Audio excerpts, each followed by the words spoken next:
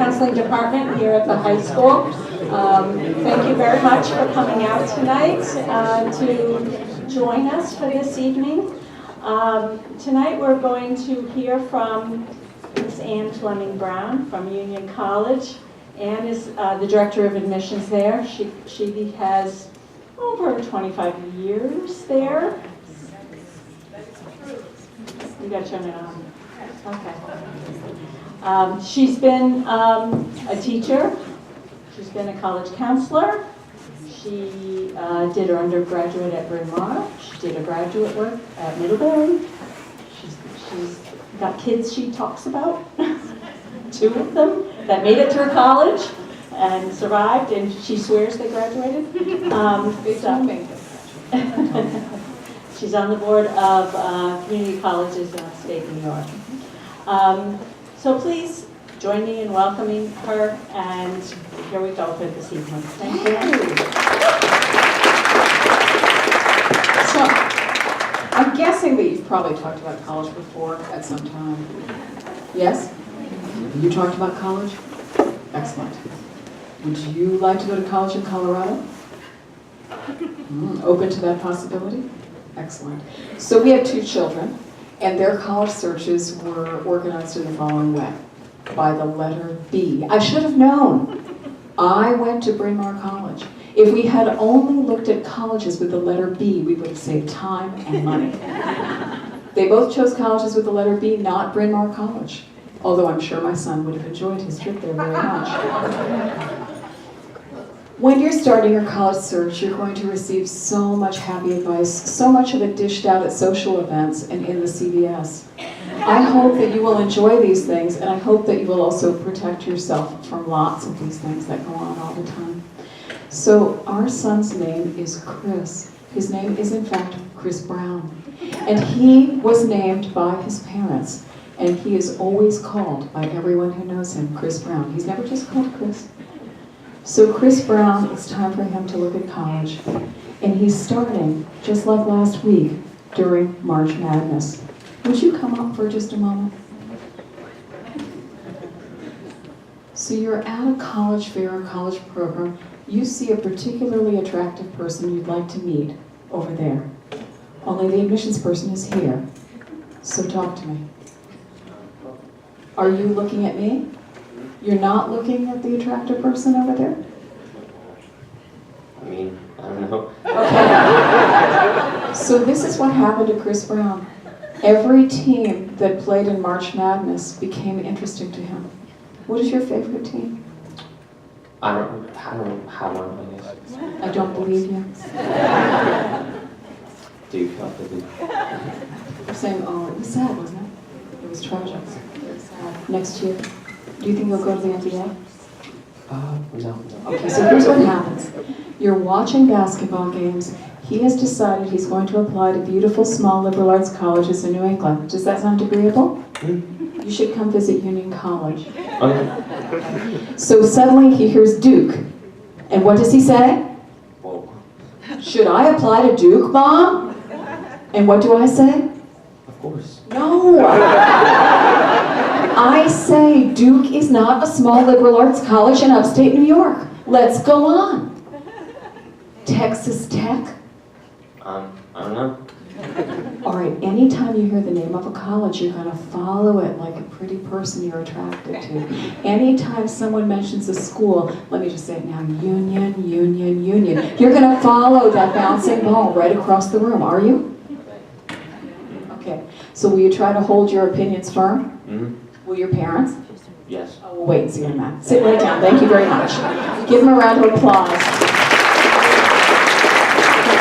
There are 3 women in the audience. I'm not sure if I captured everyone, but I've tried to. My 2 Midwesterners, stand. Midwesterners, hello, Kenyon and Marquette. And Miss Big H, come on up, you go. Hello, turn around. Stand up, you 2, stand up. Yes, stay standing. When you visit Union College, would this be a good outfit to wear? No. Why? It's says another college. Correct. Why then do people wear their Colgate hats, their Hamilton sweatpants, and their Harvard sweatshirts to visit me? Why not? Here's what they say. Turn around. They say, my sister goes to Harvard. I don't care. Oh, I don't care. It's a mixed message. All right, you're all set. Thank you very much. Stay there. Now, you're representing two wonderful places. Do you know where they are? You do. All right, give us a state. Wisconsin. Wisconsin. Round of applause. Ohio. Well done. Now these are stay right there. These are wonderful schools. When I visit New Canaan High School and I come to the College and Career Center, am I calling it correctly? Yes. Yes, thank you, Susan. So College and Career Center, should you be wearing this to meet me? No. When Marquette comes, Yes. yes. If Kenyon comes, Of course. absolutely. Could you wear that for your Kenyon alumni interview? Of course. What would you be wearing underneath? A Union t-shirt.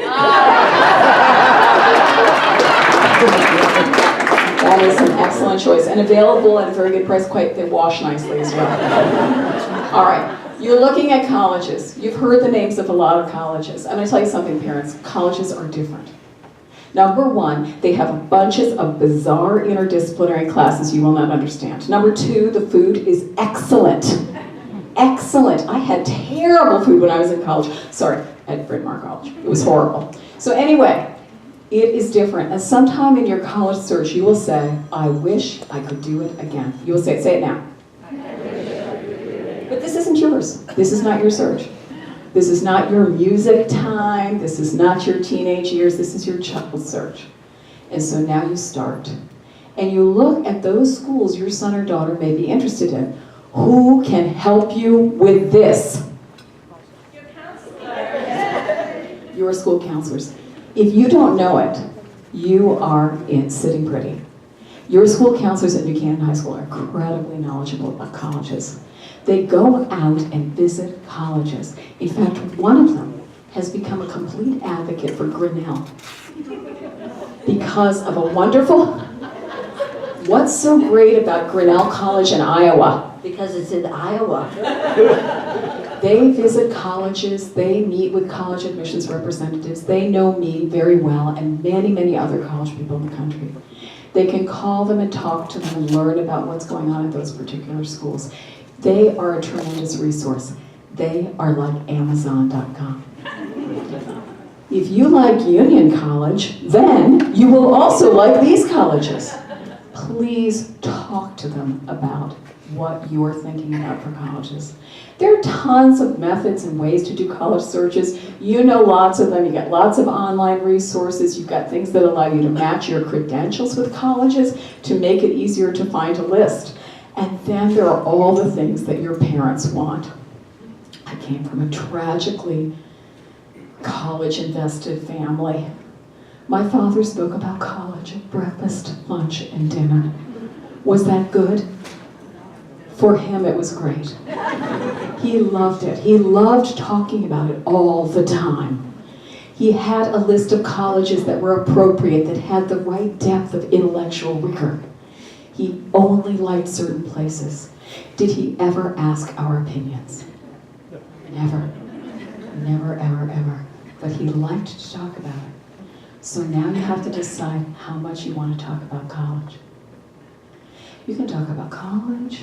People are in this very room tweeting about my visit here. You can decide you're going to talk about it at dinner, on Sundays, every day, at every meal. You can constantly be obsessing about it, or choice two, you can have fun and still fight in the car. Good? All right, now, when you are visiting colleges, please, students, stand up if you already visited a college, please. Thank you. Okay, thank God, some of you have been to colleges, and 2 of you bought sweatshirts. So go and visit colleges. It took me 2.5 hours to get here. Within 2.5 hours of this spot, there are hundreds, is that fair? Hundreds of colleges. Start visiting. Look around. Because here's what's going to happen. You're going to start to get excited about the prospect of what college may bring. Would you be so kind as to assist me? Thank you. Stand right here for just a moment. No rush. I just need to have the group do the following thing. There are 2 answers to the questions. I'm giving you the answers. The choices are students or parents. Are you ready? Who plans the college trip? Okay, nice to hear from you, parents. Who chooses which colleges you visit? Students. Who drives the car? Parents. Someone said both. Is he or she a good driver? Okay, good. That's key. And having a license also important. Who chooses what the student wears for the college visit? Parents are picking your clothes. Now, you go to the group information session. The group information session will be terrible. Who asks the questions during the group information session? Nobody. The parents always Please. There is not a student in the country who asks the questions. Parents ask the questions. Now, parents, can you equip yourself with a 3x5 card? Can you write your question down on it and pass it to your child? Who should ask the questions in the group information session? All right, there's another child. She has a better name. Caroline Brown. They've been texting me. The thing has been going like crazy. Caroline Brown. She's marvelous. We're visiting Mount Holyoke College. Mount Holyoke College. Mount Holyoke College. She has loved her visit to, yes, Mount Holyoke College. In the group information session, she raises her hand. I feel proud. I feel proud. Then she says, at Barnard, do you give credit for advanced placement work? You know where we were? We were at Mount Holyoke. I noticed that the tips of my shoes were extremely interesting. And I stayed looking at them while the admissions person very gracefully said, today is the day for Mount Holyoke, and we do give credit for advanced placement work. All right. Similarly on the tour, who asked the questions? Parents do, students should. So think about what questions you're going to ask. Now here is a dumb question. Ready? Is your political science department good? Dumb question. It's fantastic. Thank you for asking. Better question. If I study political science, can I do an internship in Albany? Can I go to Washington, D.C.? What kinds of topics or classes are studied? Can I meet with a professor? Can I go to a class? Make sure you ask something that is not a yes or a no. Are you ready? You're appearing as Chris Brown. Yeah. He's a nice guy. He doesn't have big shoes, actually, very small feet. Okay. He plays lacrosse. Do you play lacrosse? No. Nothing in common with him. All right. We are coming, mother and son, to the front door of the admissions office. Here is the front door of the admissions office. What happens now? You open the door. I do. Who gets there first? I like it. That's you're egalitarian. Whoever gets there first should open the door? Yeah. So you don't think the son should open the door for the mother? I mean, like, if he's 20 feet behind. Interesting, because often on college visits, that is exactly what happens. So we're together, we're at the door. Would you open the door for me so kindly? Yeah. Pretend to open the door. Now, who's going through first? You. This could be a mistake, but I am going through. Here I go. Where'd he go?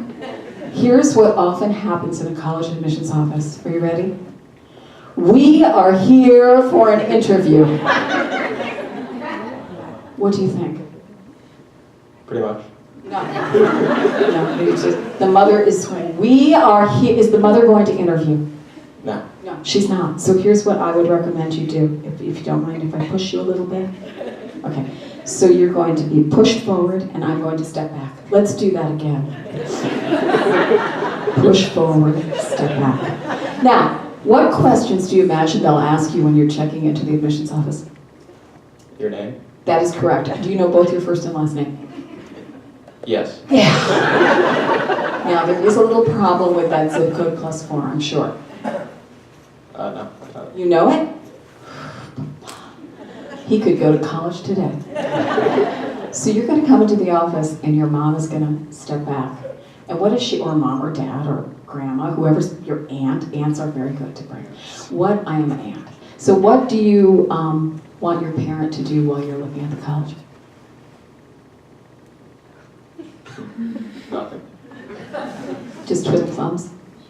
Maybe ask questions for me.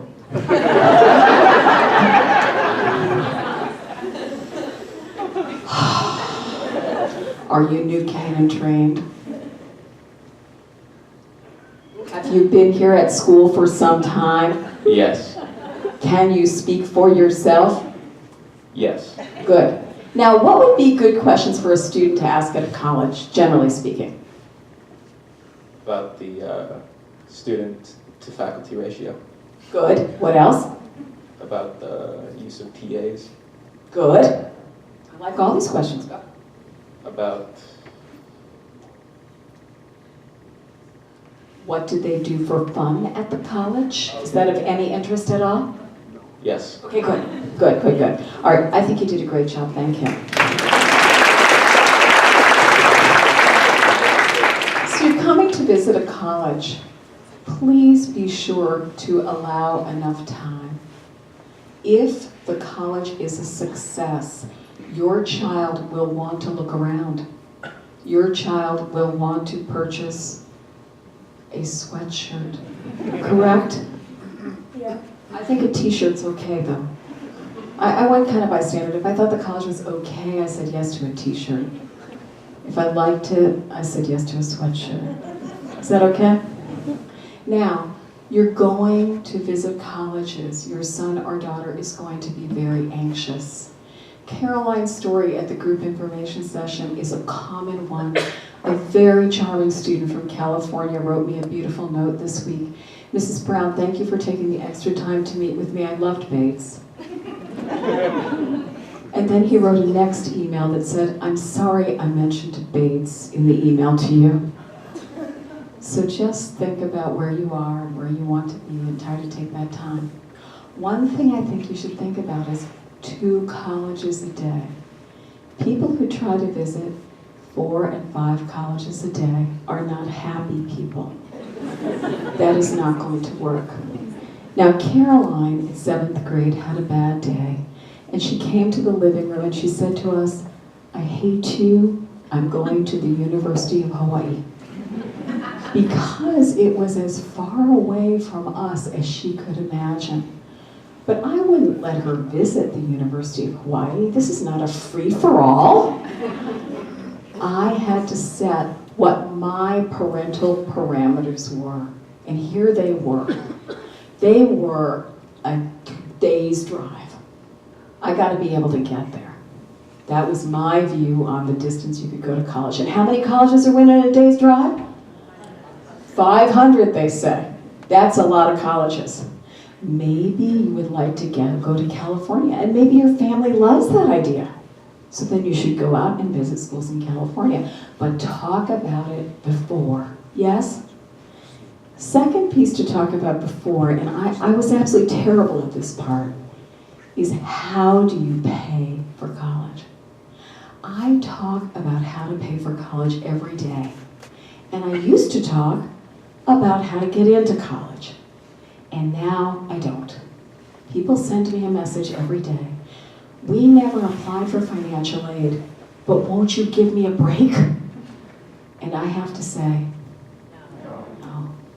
no. So if you are rich, congratulations. Please look at the net price calculators that different colleges offer, or check the College Board website and do the net price calculator that's there and find out how much your family is expected to contribute.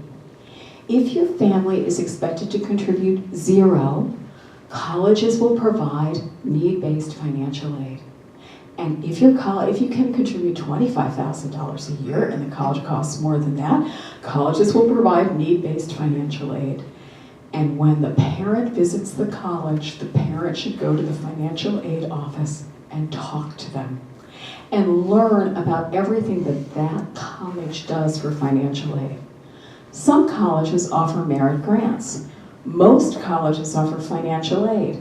Some do what's called meeting the full need, which is if you're paying $25, they'll match it. They'll match right up to the full amount. Some colleges gap and leave a little space where you or your child are going to have to take a loan. And let me confidently assure you, now that I have finished paying those B colleges, it is much more money than you wish to pay. That's how it is. So please talk to your children if finances are going to be any kind of piece of this puzzle. I have to tell you, I could talk to them about safe sex and I could not talk to them about money. So I wish you luck if you could talk to your children about these things, but visiting financial aid offices and learning about it is all good. And here's what I want to talk to you most about. Say you don't apply for financial aid, and you apply to college number 1, fantastic college, that would be Union. College number 2, college number 3, college number 4, college number 5, which you might call, I don't know what they call it here, sure bet. I absolutely could go there. They'll want me a lot, all right? Union's going to offer you no money. College number 5 is going to offer you $30,000. People call me and say, college number 2, 3, and 4 have offered us money. Can you match it? Are you going to make a deal with us? And I don't know what you all think. Some colleges do make a deal, don't they? And so when they call us and we say, well, we don't make a deal. Here's another college that doesn't make a deal unless you are the fencing coach and you want your house purchased. Sit right down. So when you're visiting colleges, feel free to go to the financial aid offices and learn about it, just so you have an idea. People in admissions are salespeople. People in financial aid are like IRS officials. They tell you the straight message, and you can learn a lot if that's important to you as you go through. Now, I'll just give you the tragic story of my sister-in-law. She calls me, really for the first time in her daughter's college process, she called me in desperation late at night 3 weeks ago to say she had filled out her FAFSA wrong. So do the 2 people thing. One person fills it out and the other person checks the work. I know my brother would have been bad at that, but anyway, checks the work. So please check over your forms to say you've done the best you can in filling those forms out. Most colleges expect a free application for federal student aid, a FAFSA, and a CSS profile form. Some colleges only look at a FAFSA.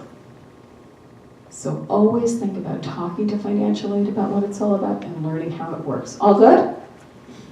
Good luck, I hope we can talk about money. I need 7 student volunteers now.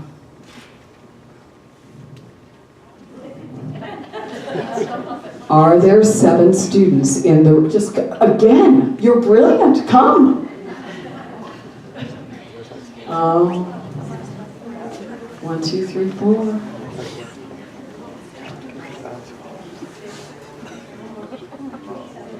Oh, we're done? Good. Thank you so much. All right. You ready? So there are different, would you kindly take that? You have to be strong. You have to be willing to hold this, right? Come to me, Mark.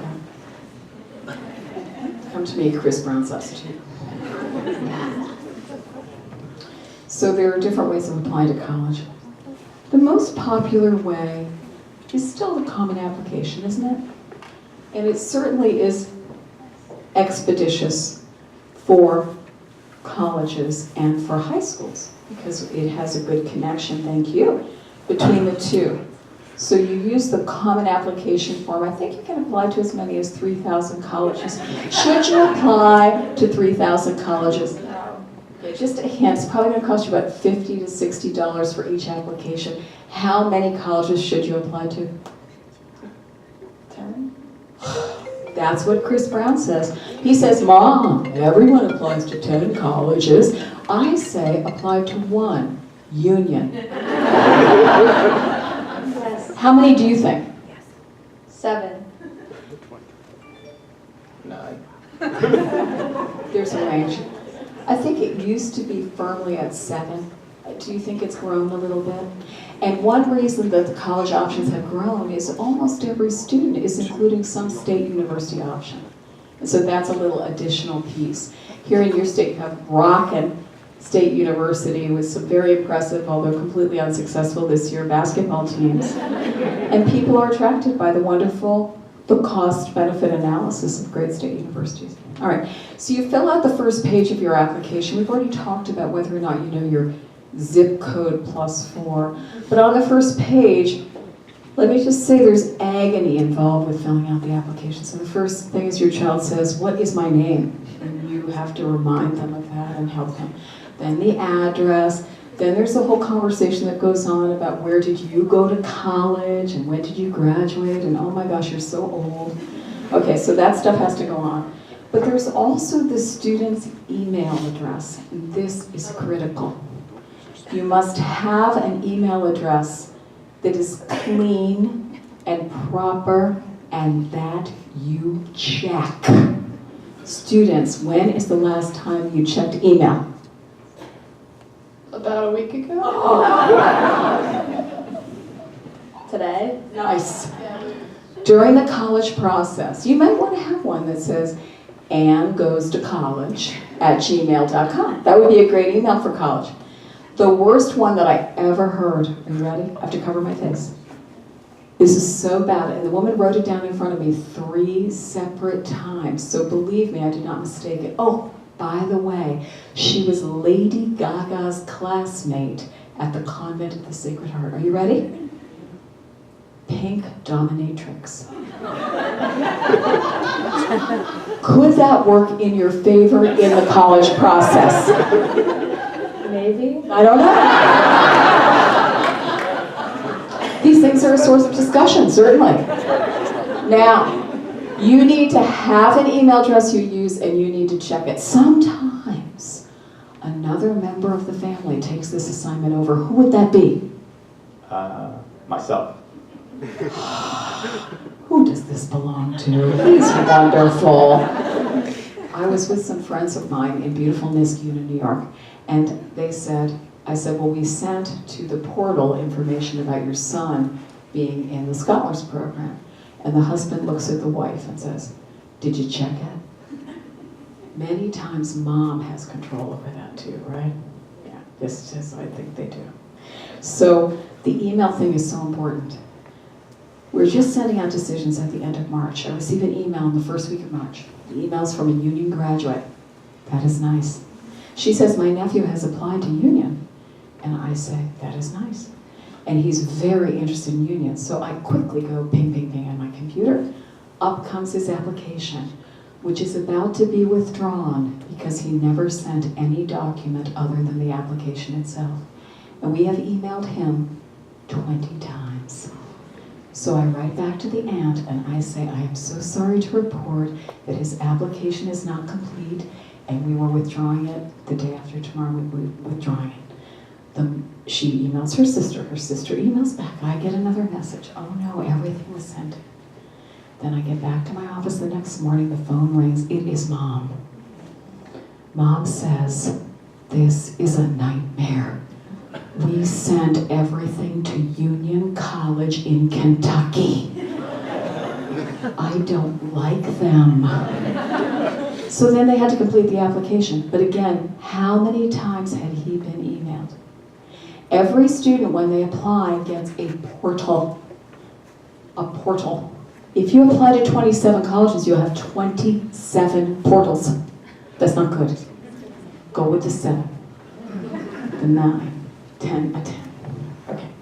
So you have all different portals and you have to know what's in them, and they're going to send you a message saying, "Please check to make sure your folder is complete." Similarly, there are universities, especially large state universities.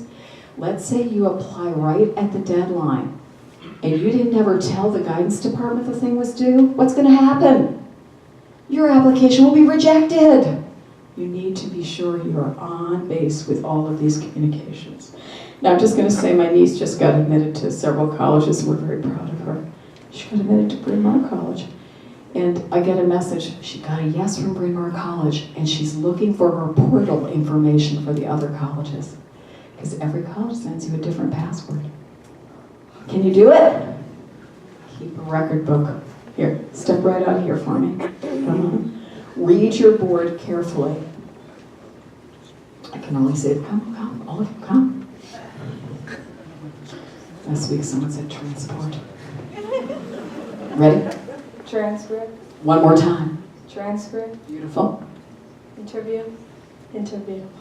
Extracurricular activities. Extracurricular activities. Feel the same? Essay.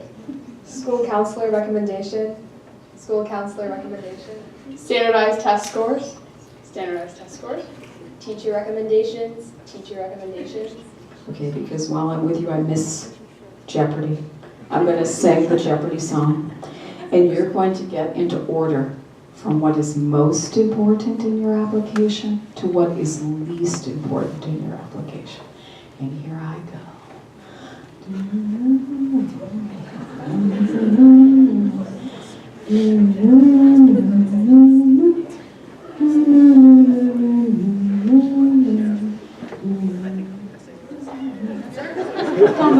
Bottom, bum, bum, bum, bum.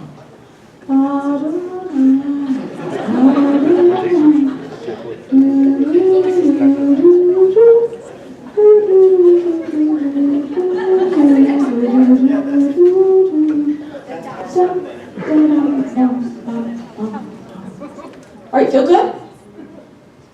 Do you feel good? Not really.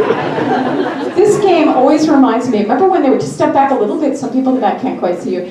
You know, one thing that I remember is when you all were 5 years old playing 5-year-old soccer, and the ball's in front of you and the whole gang gets right behind the ball, the whole group, okay? Why are you number 1? Because grades are the most important. That is true. What else? Oh, let me just ask you a few questions about grades. Is it better to improve? Yes. You're very deadpan on this. Are you convinced? How can you improve your grades at this date when you are a junior? Go see your teachers. All the parents are going, yeah. Okay, students, go see your teachers. They are nice and smart. Go. That's it? Do like study more. Study more. Let's go right there. You said something else that I also love. Try harder. Harder. So I love opera. So for me, it's the Anvil chorus. Bam, bam, bam. Okay, so study harder. Can you relinquish some Netflix and study more? No. You refuse to give up your Netflix? No. If you were to spend, don't answer this, an extra 15 minutes a day or night studying, and it would make a difference, do you think you should do it? Yes. Yes, absolutely. So if you can find a little bit more time and give up a little bit of your social media life, or give up a little bit of your Netflix, or heaven forfend Fortnite, please just think about that 15 minutes. If it would make a difference. Some of you are studying all night. Is that good for you? No. So how much should you be sleeping? Like 8 hours. When is the last time that you accomplished that goal? A long time ago. Here we go. Also on your transcript is another thing. Do you know what it is? Next to the grades? You know. There's the page. It has a list of courses. Courses. How many courses should you be taking in a year? Like 5. 5. And what subject areas should they be? Math, science, history, English, and language. Beautiful. Now I'm going to change that. Math, science, English, history, and French. That's where I am. French. Now, Every admissions professional comes with her own prejudices, or as I should say now in the modern language, their own prejudices. Mine is French. I'm a FFT, former French teacher. I love French. I'm a Francophile. I like French. If the transcript goes up in the admissions committee and the student is taking AP French, what do you think? Don't like that? I will personally like that. Are there other people in the room? Yes. But they do all look at me. When it says AP French, the whole room looks my way. Generally speaking, our prejudices are positive. So they might be for French. They might be for scouting. They might be for a faith commitment. They might be for volunteer service. Would that be okay? Yes. Yeah, so you're protected. Kind of like, did you see that Saturday night skit about the admissions committee? It's kind of like that. All right, so here you are. You've got the courses and you've got the grades. Now here's your problem. You have the same problem as every other competitive high school in the whole country. You ready? You travel to visit colleges, and the colleges say to everyone the exact same message. You need to take the most challenging courses that you can while you're in high school until you can't sleep at all. Right? No. Whose job is it to protect your mental and physical health? Yourself. And? Your parents? Good! Do they ever say go to bed? Yeah. Do they say eat vegetables? Yeah. They're with you all the way, right? Okay, so you want to think about that. When you go around to colleges and they say we look at students with AP classes, no one should not be healthy during the senior year. Is that good? Yes. You're not really believing me though, are you? Yes, I am. Okay. So how do you get to the right balance of all of those things? You have to manage your time. That's true, but you also have to manage your choices. So now let's say you wanted to major in French. Should you take the AP French? It depends on your other classes. Well, if you wish to major in French, yes. If you want to major in science, what should you do? Do AP. I had a phone call from a student, I was telling them at dinner. The student called me and said, I want to drop one of my AP classes in her senior phone. And this conversation is usually, no, you promised us you were taking those classes, no problem. You want to know how many she was taking?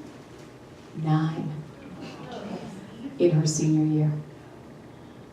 Colleges have all signed on to a commitment. I don't know if they're going to tell you, but they have signed on to this commitment called Turning the Tide.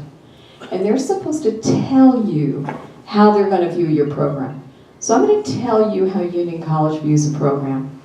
Over high school, if you have taken as many as 4 advanced classes, you get the top schedule rating. Yeah. So if you've taken 6, you get the same rating. If you've taken 10, you get the same rating. Now that doesn't mean that there aren't students, wonderful students who come to us with many, many advanced classes, but I really want them to sleep at night. You for it? All right. One other thing that's on your transcript is the name of your school. Do you go to a good school? Yes. Are you a good ambassador for New Canaan? Yes. When you go around, do you have good things to say about it? Yeah. So you might meet someone at a college who doesn't know New Canaan. Tell me one great thing about it. Everyone is very supportive, all the teachers. Beautiful. What a nice thing to say. Round of applause for our transcript. Do you like standardized test scores? No. Do you think that we talk about them too much? Yes. Do you think that the students of New Canaan High School should be lined up in the long hallway by SAT score? Absolutely not. Why do we talk about them all the time? Because they're so important, apparently. Apparently. Apparently. So you're speaking to the parents in the group, apparently. Now, test scores are important for one main reason. You ready? Ready? Colleges are ranked based on average test scores. So because we cannot kill off colleges that are ranked ahead of us, although we consider it, we look for better test scores all the time. So let's say the average test score is 1,300, right? If your test score is above 1,300, how is the college going to view it? They'll love you. No, they'll love your test score. And if your test score is below 1,300, how will they view you?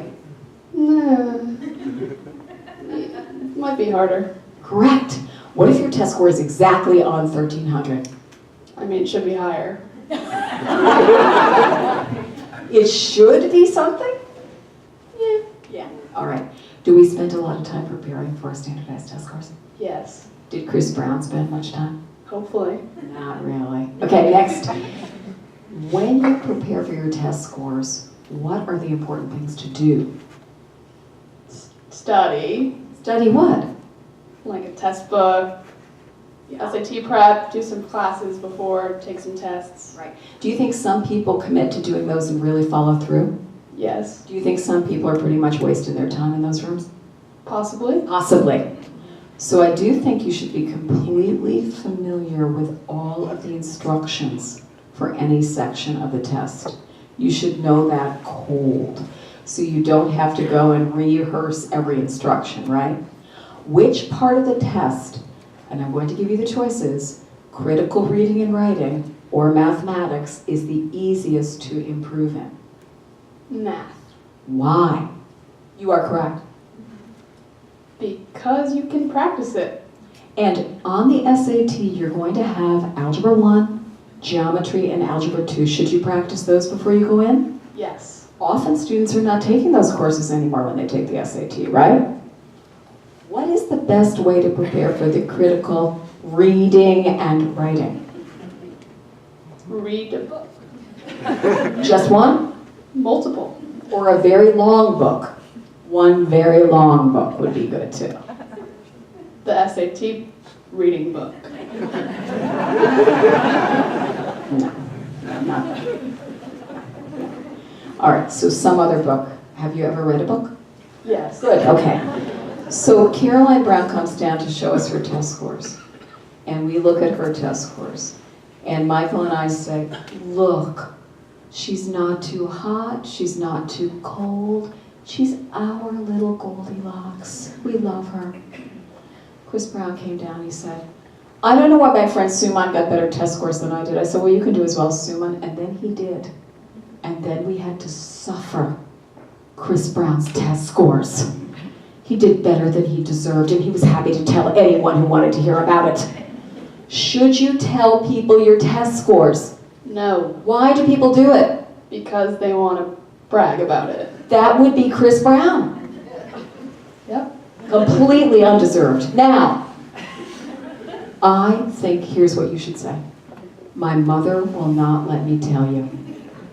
My SAT scores. Do you like that? I do like that, yes. My mother said I had to keep it a secret because it was so bad. Oh no, what? It was great, but I'm not sharing. Thank you. Because you know what? You're going to gain or lose friends over this. And Chris, actually, I do think a friend of his kind of felt a little distanced from him after this. I warned him, but he never listens to me. There are, oh gosh, like 500 colleges in the country that do not require standardized test scores. You can find this giant list at fairtest.org, fairtest.org. Union College does not require standardized test scores. Let me be completely sincere and say we require grades. Grades are not optional. No, transcripts are there. So we will consider a student without standardized test scores. What do you think about that? That's awesome. Now, if your test scores are above our average, what should you do? Use them. If they're below our average, what should you do? Hide them. I love your plan. It's so simple. And if you call me, I will give you exactly the same plan. You can find any school's average test score online. Use that as a guide. How many times should you submit yourself to the Saturday of Joy? Until it works. Wow. When you first take your SAT, you're going to do here. The second SAT, you're going to go here. Good? Or ACT, whichever you choose. And the third time, you're going to stay right there. That is the national statistical information. That is the story. So if you want to beat your head against a tree, go right ahead. Now, what do you do to get ready on a test day? I eat a great breakfast, A lot of protein? of course. I mentally prepare myself, and then I relax. And oh, you're so good. Do your parents tell you that they love you no matter what your test scores are? Yes, Do they actually say that when the test scores come back? they do, actually. Good, good. I like that story. So you can decide to apply to a school that has no tests or a school that has tests. Now I want to give you a secondary warning on this. At Union, 40% of the students who enrolled had not submitted standardized tests, 40%, so you get an idea. At the B college, which Chris Brown went to, 5% of the students were admitted without standardized test scores. Which school is more test optional? Union. Of course. So go ahead and ask at the schools that say we're test optional.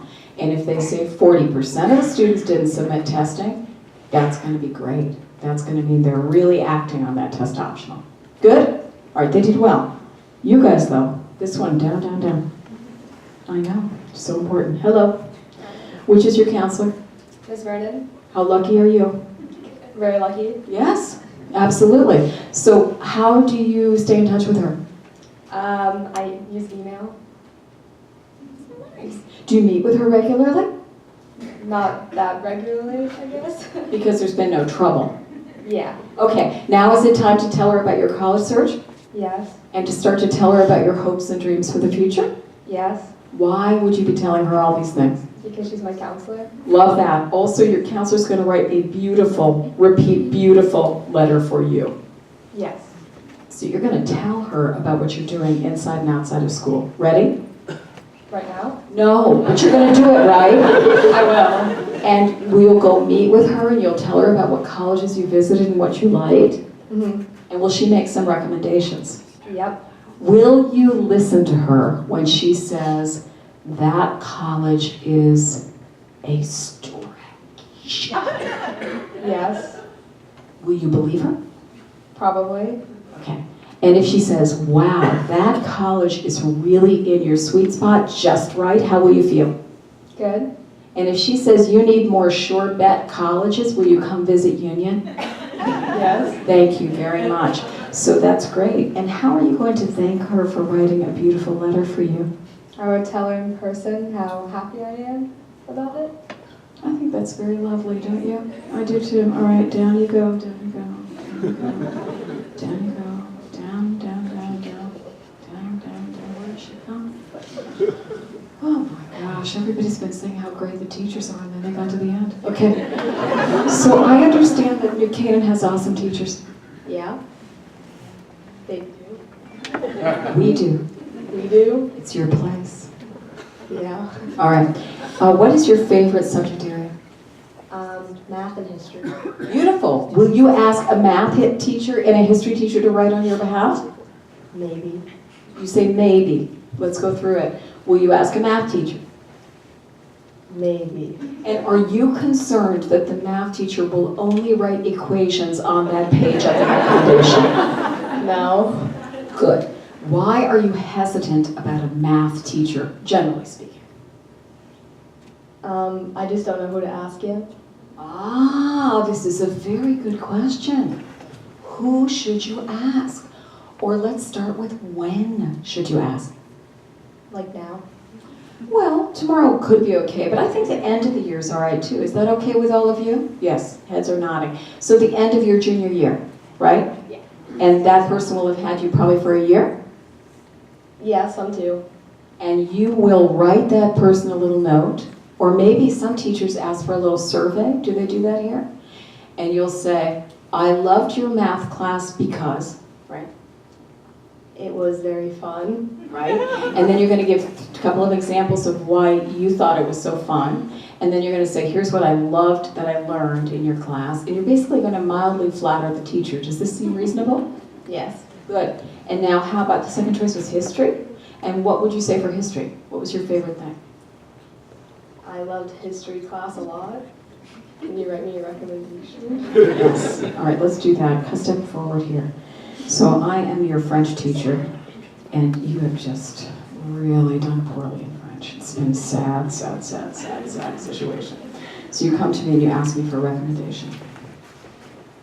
Hi, I really enjoyed my French class, and although I didn't do so great, I think I really improved and worked hard. Okay, so that was extremely good. But sometimes the teacher is going to say, is there someone else who could write for you? If a teacher said, is there someone else who could write for you, what should you do? Okay. Find someone else to write for you. Will you do that? Yeah. Excellent. Now come back. Many students believe they should ask the English teacher why. Because they think that the English teacher will write a good recommendation because they're an English teacher.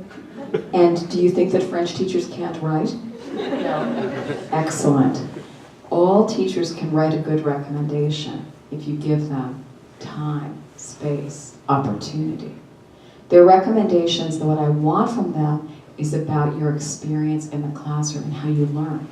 She gave the most beautiful response to me when I said, why do you want me to write? She said, I haven't done that well, but I've worked really hard, and I've learned so much, and I've improved. Wow, I almost felt like changing my mind and writing for her. So my goddaughter, who now is the head of an upper school of an independent school in Texas, she had to go to college having gotten an F in chemistry at the first semester, and at the end of the year finishing with a D-. How does that sound? Better than an F? Yeah. So the story was the school had begged her to drop chemistry. It was not her gift. Let's just face that. She has gifts, but that was not in the category. And so she, in her second semester, determined to go for extra help every single day, and she just passed. Is that good? Yes. And don't you think that teacher could write for you? Yeah. Yeah, that was a beautiful story. I was sort of surprised by it. I also made sure that she told every college, asked at every college she visited, do I need to study chemistry here? Oh, good, because I'm not good at it, right? How do you thank your teachers after they've written for you? Maybe with an email or in person.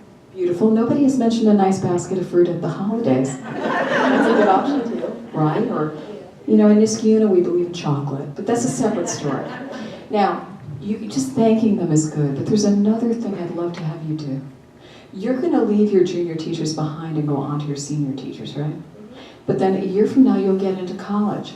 Will you go back and tell the teachers who recommended you? Yes. And will you allow them to congratulate you? Yes. And will you thank them for writing for you? Yes. Do you think they'll like that? Yes. I do too. All right. We're looking pretty good here. All right, Marquette, you need to go down a little bit right over here. And I've got to hang out with these two. I know you don't play lacrosse. What is your favorite extracurricular activity? Work. You didn't mean schoolwork, did you? No. Okay. Work. Give me a little more information. At the YMCA. It's working at the Y. My mind whirls. Is he handing out towels? What are you doing? At the after school program. Working with little children? Yeah. My heart. What age group? Kindergarten to 6th grade. How many hours per week are you working? 9. How long have you done this? All year. Is that great? Awesome. Colleges, this word, extracurricular, means beyond the walls, meaning outside of the classroom. It could be work. It could be church, mosque, synagogue obligation. It could be teaching religious school. It could be volunteering. It could be taking care of grandma, which was Caroline Brown's job, and I'm sure you know Chris Brown could not really do that. So, Each of us has extracurricular activities. Some of them are traditional. Let's go to Chris Brown. Varsity lacrosse, JV lacrosse, summer lacrosse at Albany Power, teaching elementary school children lacrosse, teaching elementary school children at the Catholic school lacrosse. How does that sound to you? Samey. Samey. Chris Brown is filling out his college application a little late, let's say November. And he is calling down the stairs to his mother. Ma, I did not do enough community service. Pause. He did 1 hour of community service for his confirmation. He came home, I said, "What did you do?" He said, "We went across the street to the assisted living and I sat with grandma." His hour of community service was with his own grandmother. Again, he calls down the stairs and says, "Ma, I did not do enough community service." And this, in all honesty, is my proudest parenting moment. I said, "It is not because your mother did not give you every possible opportunity." And he said, "True that." Right here in my heart. If you want to be a singular person and have only one activity, that's okay. But I like a little variety. Can you give me one other activity? I used to row. Used to row. And what happened? You fell out, terrible accident? Yeah. Used to row. So you work is your activity. Do you have anything else? Community service. Excellent. Do you think that all students must do community service to go to college? No. No. Why is that like in the air? Because it looks really good. Yeah. But some community service does look good, and some looks a little bit like Chris Brown's.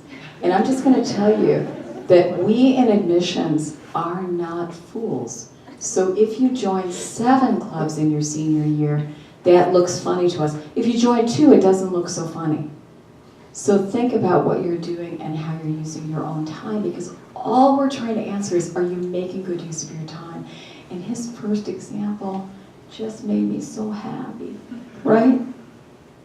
I hope so. Totally worked. All right, who should write your college essay? Yourself. Brilliant. Who should it be about? Myself. Who may wish to write your college essay?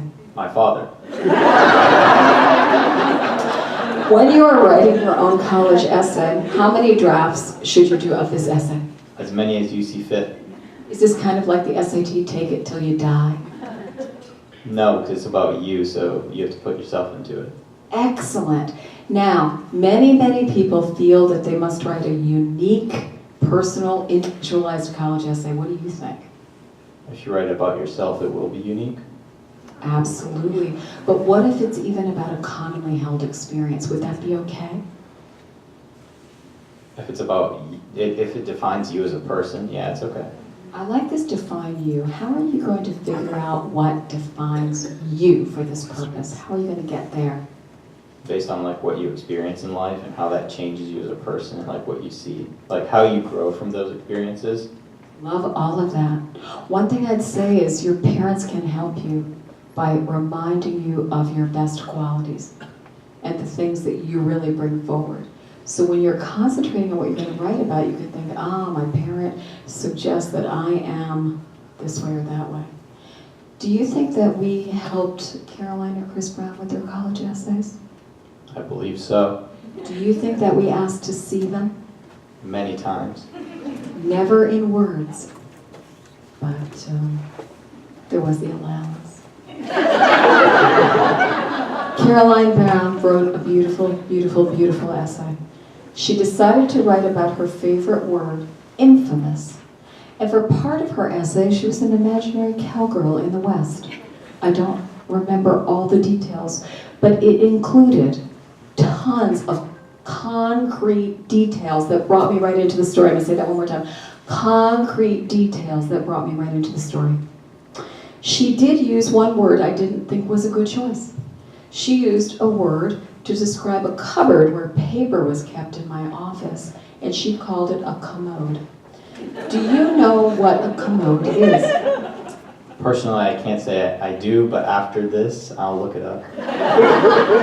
As she did for me when I wrote to her saying, "Darling, your essay is fantastic, but there is one word I would change," and here I like to throw in some SAT words as I go. Is that good? Commode can be connoted to mean toilet. What do you think she said? We need to change that as soon as possible. Not at all. She responded to my email in all caps. She cited the dictionary and each of the subsequent definitions of the word commode. She felt I was completely wrong. Now, let's think for a moment. Caroline Brown, not an admissions director. All right, she went to the English department at her school. They have like round table. You have this here too, right? You get to go to English Yeah. and ask questions. We're writing something. What do you think the writing center at her high school said to her about this word? It's excellent. It shows you're a well-educated person with a strong vocabulary. They said she could keep it in. Then she went to the mayor of our town because he's not very busy. What do you think he said? Honestly, I don't know, because the mayor of my town doesn't have extra time. You're from an excellent town. You don't have a mayor? No, we have a select. A selectman, not a select woman? Maybe in the upcoming election. All right, so anyway, he's a nice guy. He said, do what you want to do, Caroline Brown. So years pass, and do you think she left the word in? Based on this story, yes. I email her after one of these evenings because someone daringly asked me that question. And I said, honey, and excuse me, I texted her. That's how we all talk. Texted her and I said, honey, did you leave the word in? And she said, Mom, I can't remember. But she looked it up and she left it in and she still went to college. What do you think? Excellent. Now, how many drafts are you going to write of this essay? Give me a number, not a forever. 3. I love 3. Who is to check your essay? My dad, How's that going to work out? honestly, not very good. I had a dad. He had a red pen. That was before red ink was psychologically damaging. He took my essays and he took a red pen to them. Incidentally, he was a professional writer. That was a good job for him. I said to him, because I was a sassy teenager, do you think that your word choice is different from my word choice? And he said, yes, but mine is better. Whose was better? Fathers, Of course. Whose was better for applying to college? yourself. Absolutely. Absolutely. So I really wanted to go to Bryn Mawr College. And I got to go there, which was a wonderful match. And so I snuck my essays out in the night to the mailbox. And he said, where are your essays? And I said, they're gone. Now, you got to check your work on your essays. This is essential, especially because many, many colleges ask you to write a second piece. If your fancy, beautiful essay that got checked and checked and checked does not match the other writing in your application, if you write your supplement that says why I want to come to Union in all small letters, I am not going to think you are the poet E.E. Cummings. I'm going to think that you overwrote your essay and you underwrote the other piece. So please match it all up. Good? Excellent. You know, I wish you luck. Who else at school could check your essay? My English teacher. And My counselor. they're happy to check it. Now, no one should look for a super provocative essay to write about. You shouldn't look for that, right? Of course not. Because you'll provoke me. But sometimes someone does have something difficult to write about, and that's definitely something to share with your counselor so they can guide you the best way to go. Will you do that? course. Love it. Okay, here we go. If a college offers a personal interview, should you have one? Yes. And what questions do you imagine we will ask you? What's your name? That could be a first question. Then we will go on. Remember, you're an ambassador for New Canaan High School. Tell me what's great about New Canaan. The community is great. Thank you. Now, then we're going to say, what classes are you taking? Do you know those? Yes. Good. Then we're going to say, what have been your favorite subjects? Do you know that? Math. Beautiful. There's a lot of good math here today, right? Everybody likes math. I love that. So, math. Do you want to study math when you get to college? No. What kinds of things would you like to study when you come to college?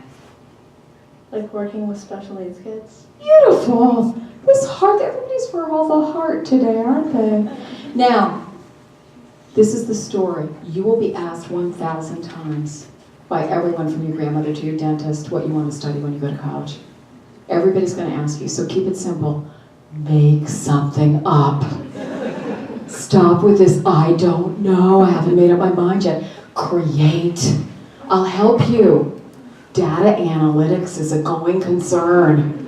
Just go with something. And you have a plan, right? And are you going to look for colleges that offer just that? Yes. Love that plan. Good. I'm going to ask you what your extracurricular activities are. What's your fave? Working with special needs kids. It's a match. What she'd like to do and what she's actually doing in her activities. That's fantastic. I'm going to ask you what you do in the summer. I hope it's different. Sports. Oh, good. Okay, I thought it was going to be working with special needs kids. Okay, so sports. Sports is a bad answer. Lacrosse. Thank you. Lacrosse. Chris Brown did play lacrosse. Yes. Yes, lacrosse. So you're going to be more specific. Sometimes students just write something to tell us, I do community service. We know nothing. We don't know it's with special needs children. Sometimes people write down sports. We know nothing. Sometimes people write down music. We know nothing. So help us by being as specific as you can. Good? All right, so then I'm going to ask you some Miss America questions. I'm going to say, please tell me what you think is one of your better qualities. What would you like to improve in? What has been your proudest moment in your high school years? And then I'm going to ask you if you like to read. No. What answer would you like to give in your college interview? Yes. Okay, so how are you going to do that and still feel truthful? Yes. How about, I wish I had more time for reading. Yeah. Can you name a book you read? Harry Potter. Harry Potter, I think. I'd be a little more specific than that. You know, like pick one, right? Yeah. Because sometimes the interviewer might ask you a question about it. Now, here are the bad questions that are asked at college interviews. Are you ready? What vegetable would you like to be and why? Corn. Why? Because it's yellow. I would suggest that her answer matched the quality of the question. There are colleges that ask perfectly ridiculous things, and you should probably say, so interesting. Why do you want to know about what vegetable I like? Are you concerned with my food intake? Just think about what they're asking, right? So there are things like that. What kind of tree would you like to be? Anything like that. So Chris Brown and I are going to a college interview together. It's an ugly, ugly scene. Chris Brown has slept through the free breakfast at the hotel. I have not. I am driving the car the 40 minutes to the college interview. Chris Brown says, Mom, Mom, Mom. 3 moms is an alarm in our house. Mom, Mom, Mom. Mom, what are they going to ask me in my college interview? And I say, they're going to ask you about your high school. They're going to ask you what courses you take. They're going to ask you what you'd like to study. And they may ask you for 3 adjectives to describe yourself. And Chris Brown says, Mom, you know nothing about this. That is a crazy question. I can't believe you would bring that up. Chris Brown goes into his interview. Remember, when the interviewer comes for you, they always keep you waiting 2 or 3 minutes, so you're upset. Can you remember that? Will your parents encourage you? Yes. And you'll just say, I know you're going to keep me waiting for 2 or 3 minutes. I'm so over it. Right, okay. Chris Brown is kept waiting. He goes into his interview. He comes back out. I ask my parent question. Each of you has to be equipped with one. One parent question. And then the interviewer goes away, and Chris turns to me and says, Mom, what were the 3 adjectives that we picked in the car? Pick the adjectives before you go in. Will you do it? Will you write them down on a 3x5 card? Yes. Just in case you forget? All right. There are many great stories of college interviews, but one thing I think is going to happen is when you finish your interview, if it's gone well, how are you going to feel? Good. And kind of like just, right? And then the interviewer is going to say, do you have any questions about our college? Yes. Write them down on the 3x5 card. 2 questions. Will you do it? Excellent. Would you give this group a round of applause? I need 2 more volunteers. Stay right there. Don't move. I need 2 more volunteers. What a great job they did. 2 student volunteers. Just 2. It's not long. I can pick you at this point, I think. 2 student volunteers. Come now to me. Don't worry, it's so easy. Thank you. Come. Give them a round of applause. Can you read that? And then you'll share it with the room. Ready? Spelling and grammatical errors. Where do you fit in the application?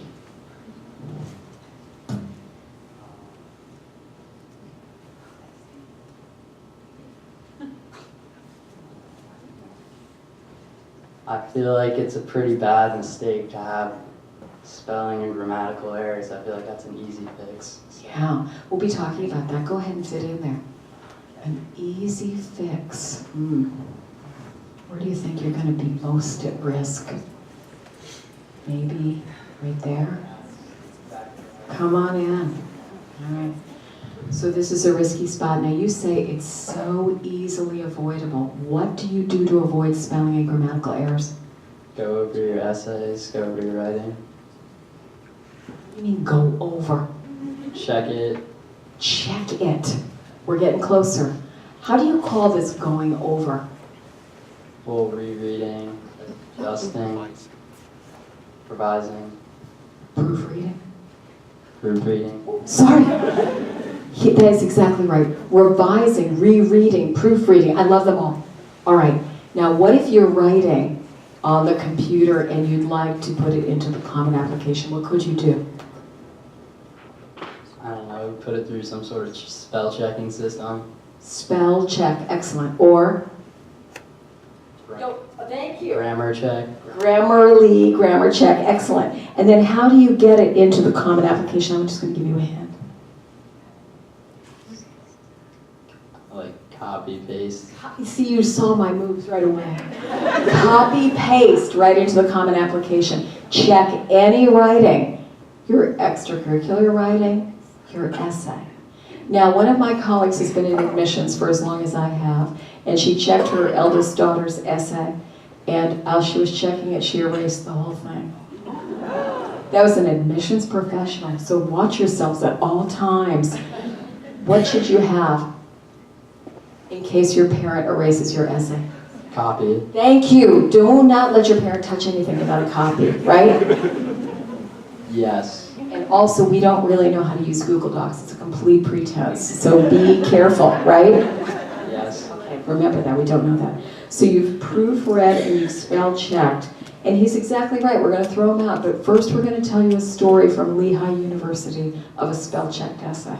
This is a famous story and a true story of a student whose essay was about going hunting with his grandfather. And he went peasant hunting. How does peasant hunting sound to you? Not too appealing. Does it give you a little kind of Game of Thrones feeling? I would say that's the vibe I was getting on. That's what I get too. Anytime my children say, Mom, you have to watch Game of Thrones, I turn it on, some peasant is being run down. So anyway, pheasant hunting and peasant hunting are dramatically different. And you just think about how if you spell check your own name, it comes up rather frighteningly. So after you do the spell check, you probably better do a second recheck, right? Yeah. Good. All right, now I'm going to give you a new board. Come over here.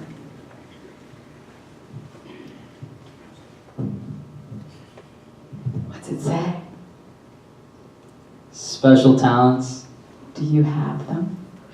Yes. Of course you do. All right, your first special talent is you're the best trombone player at New Canaan High School. Where does that fit in the application?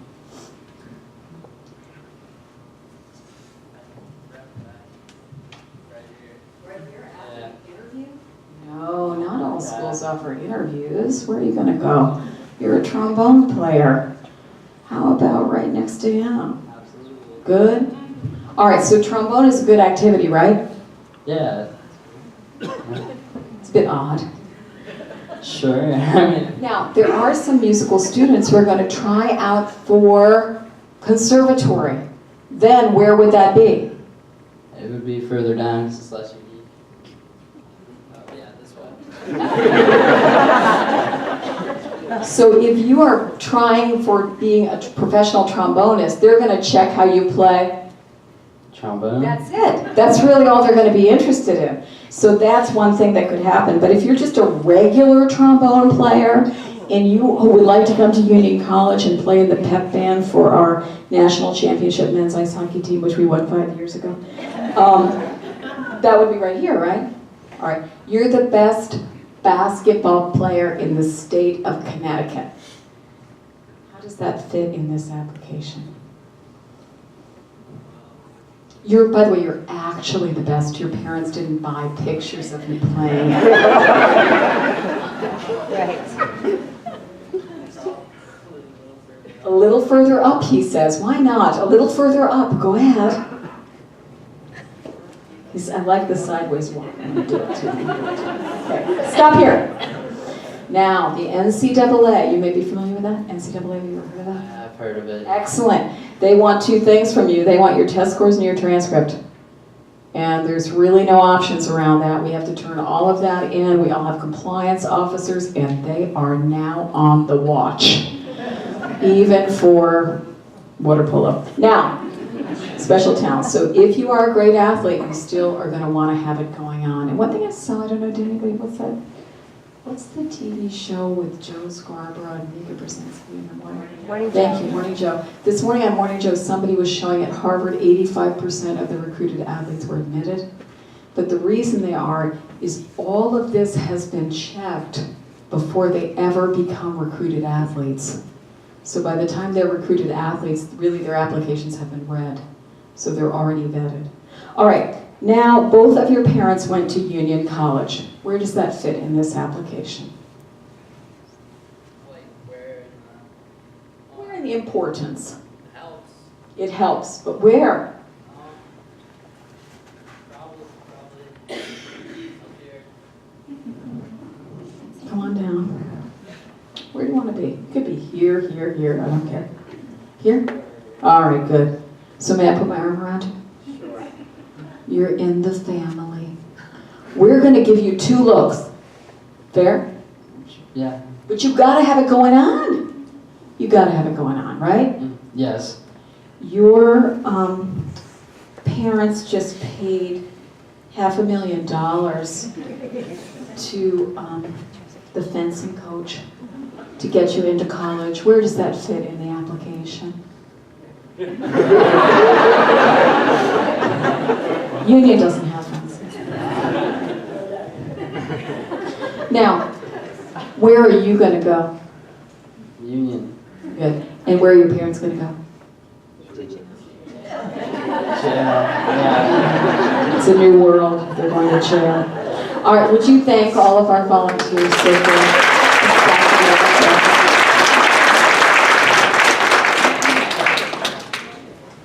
Okay. So I just want you to think about just a couple of things. It's so funny, I should tell you one story. A parent told me at our open house this last weekend that he when I told him originally, he did not, in one of these sessions, he did not believe that it was true. Sometimes when you visit colleges, your son or daughter may get to the parking lot and say to you, I don't like it. Let's go home. Did you have this happen to you? And what did you do? We went home, Okay, and how far had you driven exactly? 11 hours. 11 hours to be in the parking lot. Now, several parents had said to me, how could this happen? I said, these are not my children, they're their children. But one thing you want to say is if you're going to make that 11-hour trip, students, please get out of the car like for half an hour. But you're going to know pretty quickly if it's not going to work. So you don't have to stay extra time. You're up in Cambridge, you hate everything about it, you're out. So you want to be sure to allow the time, but also know that there are going to be a lot of strong opinions and some fighting in the car, right? So just think about that. So this parent said to me, when he'd heard me say it, he said it could not happen. It happened to him twice. And he fortunately just stopped and laughed. And I said, what did you do after that? He said, I did a quick Google search for other colleges in the neighborhood. And I thought that was so creative. I love that idea. So try to think about those things. So, you know, there's so many things about the parent-student relationship in this process, and, you know, so many mistakes that certainly the Brown family has made, and the Fleming family, they were really a mess. So I'll just say to you that Michael turned to me when Caroline applied to college, and he said to me, did we do everything we could possibly have done? And I said, truth is, she does not know how to ice skate, and she never eats enough vegetables. And I said, but I think we've done our best. And that's how you should feel.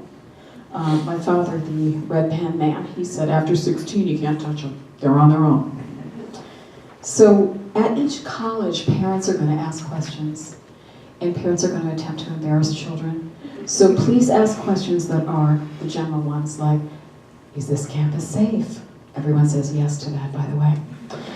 Ask about how they do advising. Ask about graduation rates. How many students return for the sophomore year? How do students apply early decision, early action, or regular decision? What percentage of students are admitted to the college? We've already talked about learning about financial aid, if that's something that's familiar to you. You should certainly try to go past your first idea of colleges and visiting a great state that is often a crossword puzzle clue. Iowa, that's right, where there is Grinnell College, and many other universities. So you can find out about all of these things. Students, you are not going to feel this, but your parents actually want the best for you. And parents, you get to devote the next year and a half to supporting your children and watching them grow through this process. When Chris Brown found colleges he liked, he stood taller, he walked around as though he owned the place. He went around in different buildings at the college.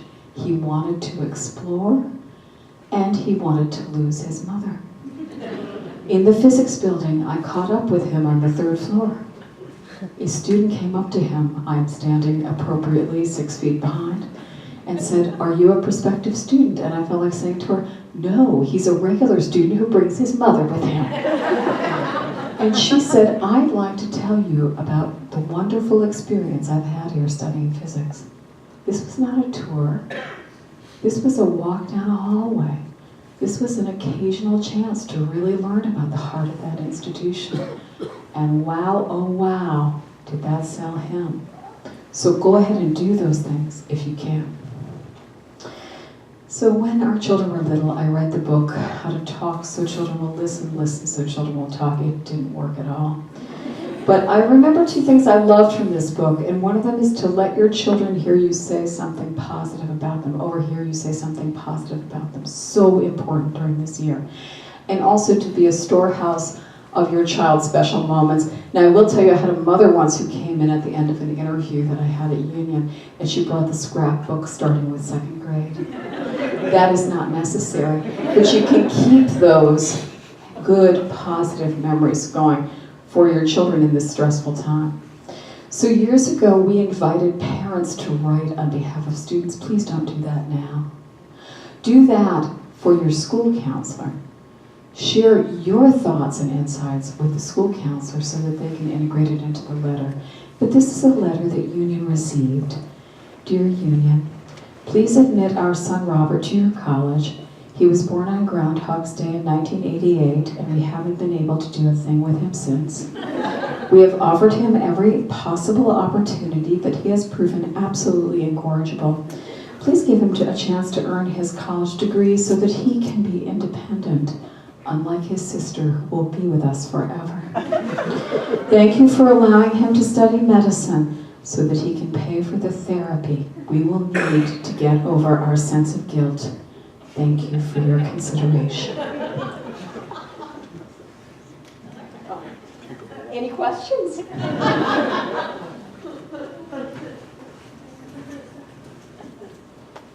You all know it now.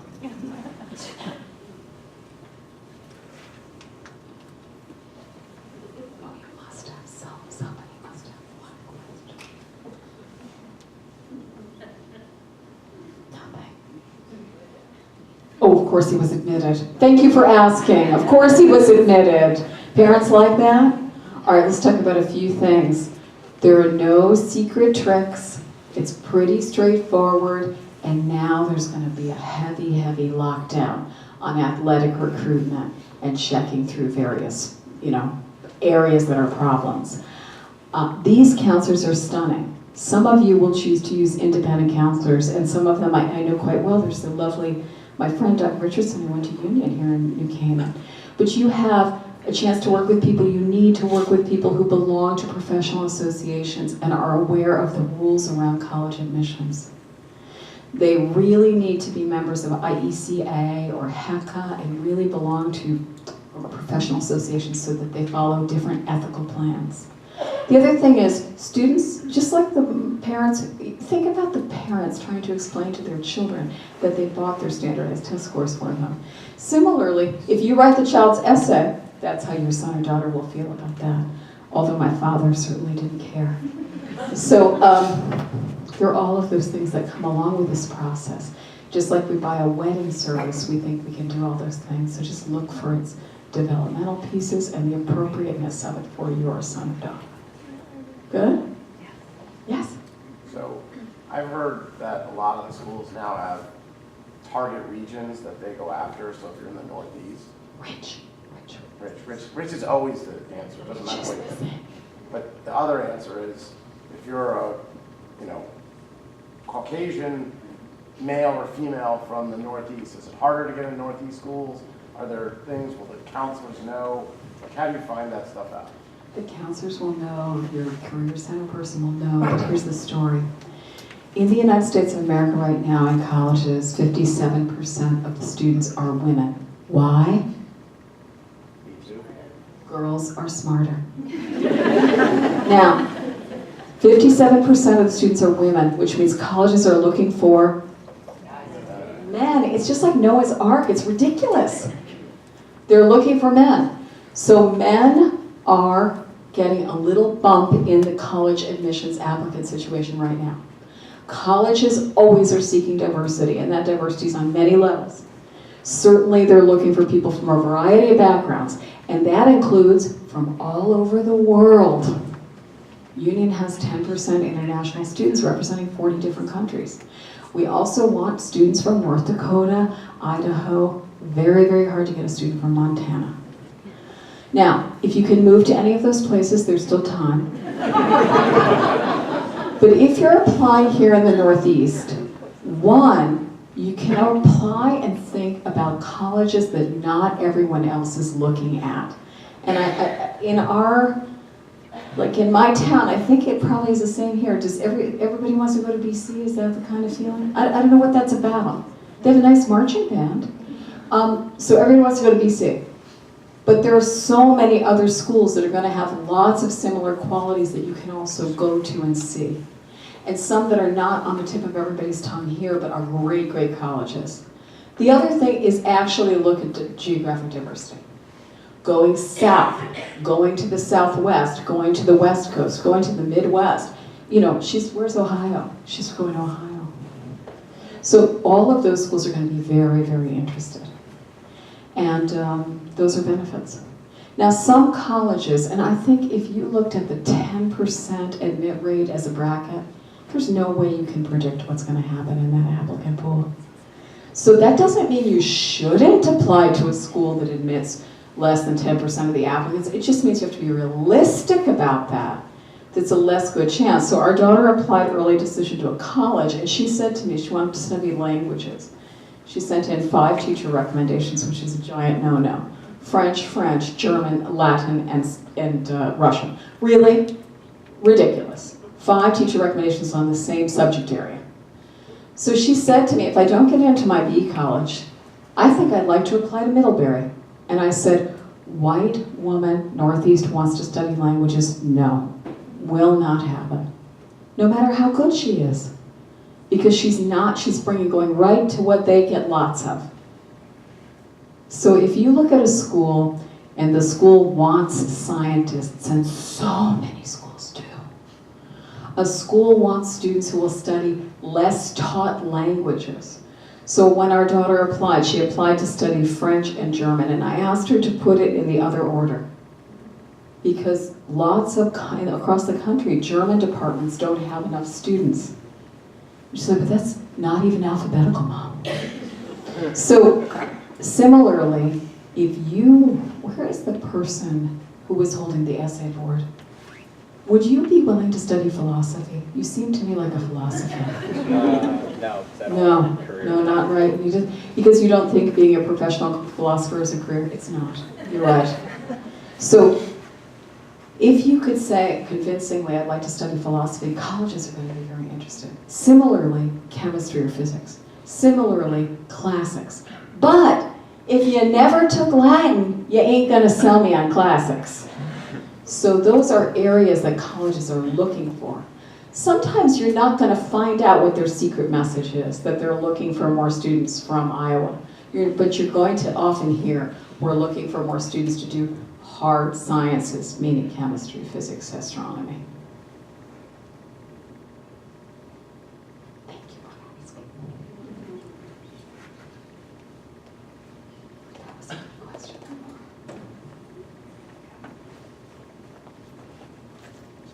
Well, I've been so happy to be with you tonight, and I'll be right up here to answer any questions that you have as individuals. Cindy?